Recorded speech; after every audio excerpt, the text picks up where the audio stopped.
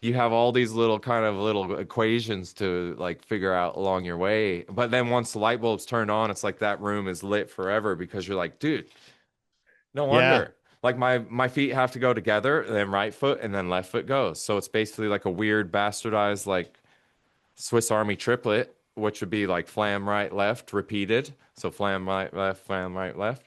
It's like just one of those. Yeah. Put on my feet, and it's gonna sound like boom, boom, you know? Yeah. It Yeah. just has a new sound, but if you break it down into like something you've already done a million times, like a fucking Swiss Army triplet, Yeah. like you play those a million times. Yeah. Like, so that's what I mean in it, but it's a new sound and a new order of operations. And you gotta like, but that's what's sick is like, if you don't do the jazz shit, where you're gonna learn left foot and all the independence that comes with that, or Latin, or like coordination type books like that, and that's where New Breed, and then like all the books I had to do like Ted Reed Syncopation and Jim Chapin, dude, like all Yeah. those jazz solos are hard as fuck, dude, Yeah. where your left Yeah. hand is playing like crazy intricate triplet patterns and you're doing all sorts of dynamics and accenting, like you got to play an accent at the end of a run of like five triplets in a row, and Yeah. the run ends, dude. But that's what I'm saying. It like shines the light on all your gray areas that are like, dude, like no wonder I feel sludgy when I try and play that. And I don't know why. I just keep like trudging through that. Sometimes it comes out good and then other times it doesn't. Yeah, I know what you But that's mean. what I mean. And it's like tightening those screws that are just a little loose in your playing where it like if I know something, I'm so much more confident. And that's like one thing Craig would always drill into you. He's just like, dude, play confidence. Like if you play confident, it's going to broadcast confidence. If you do not play confidence, it's like, and they just changing your mental towards it, like not even playing louder or any of that shit. But if you just play like you know what you're doing and you're supposed to like, everything that's coming. And that's just where the safety net of having like your chart and like all these areas of tools. Cause then it's just like, dude, if I have all the information, like to take it to that Gavin Harrison computer analogy, it's like my CPU is like at a 50% now to Yeah. where if I would have to be remembering this cheesy ass song that I don't like, my CPU is closer to like 80.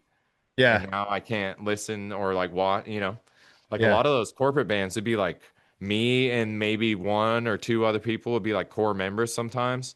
And then it'd be like nine perfect strangers that I met 20 minutes before. And now I have to play a 4 hour concert with them. So I just learned to watch and listen like a motherfucker, like a hawk, dude, in the background.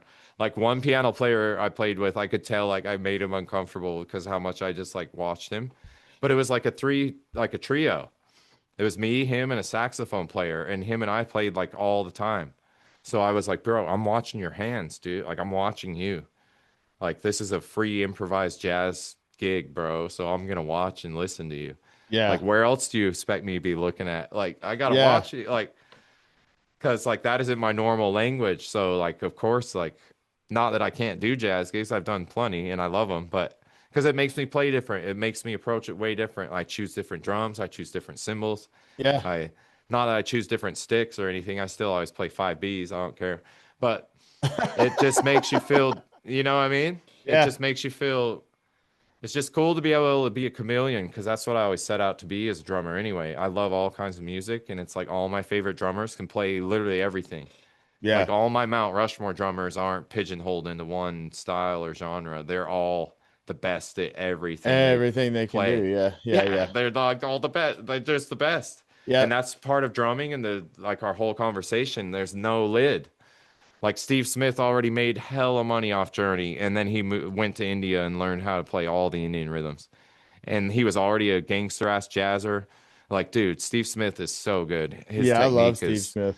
man, I watched his PASIC clinic from like 2017 the other night, and his hands and just his technique, his play. He's so good, isn't even the word, man. He's The like, epitome of finesse, yeah, and technique. and Like him and technique. Jojo Mayer, Technique. it's like it's my students that are like, how do I get better at my hands? Just go watch hours of those guys. Yeah. And listen to what they're doing and saying. Dude, even the way he plays those Journey backbeat songs on Drumeo, like the way he holds his main rim shot hand is always like this, Yes. which is Yes. like, as me as a player, I'm like, bro, what?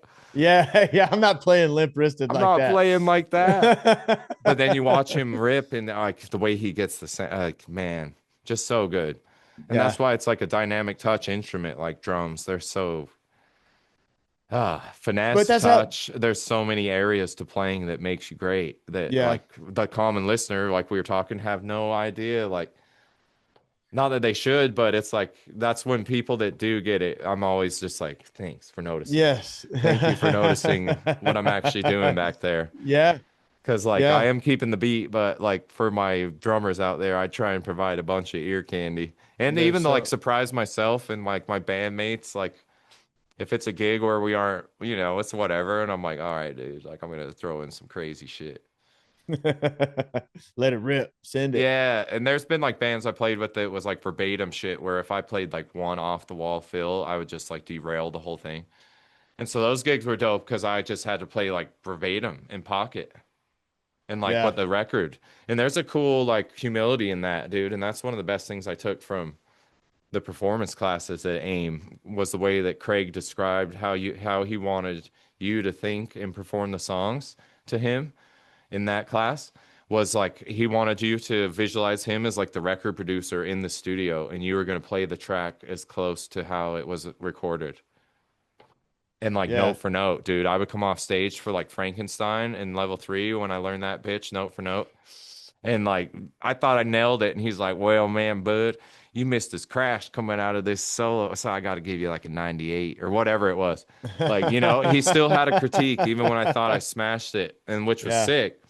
And I never like I always want, I mean, that's what I'm paying. That's what I'm here for, dude. Tell me what I suck at. yeah, Like, but it was crazy because that's a hard song and I put so much work into it. And I was just like, man, I still didn't get like a quote unquote good grade for it. yeah. But 98's pretty good. But no, yeah, it is. I But feel like you. I feel you. those classes were so like the way, but that's what was sick is the way he wanted me to play him. I just couldn't like half-ass the song Right. and just like, oh, I kind of played it. It was like, no, dude, like he's gonna notice if I miss like a fucking like a double on on a ghost note. Like he's gonna notice. Like he's listening to everything I'm playing Yeah, and he's gonna notice. yeah. So I gotta play it the way he wants, Got dude. to play it perfect. But it was cool because like there would be people who would just get up there and like play, and it's like, dude, that's not what he wants. Even if you sounded good, like you aren't getting the idea he's presenting Right.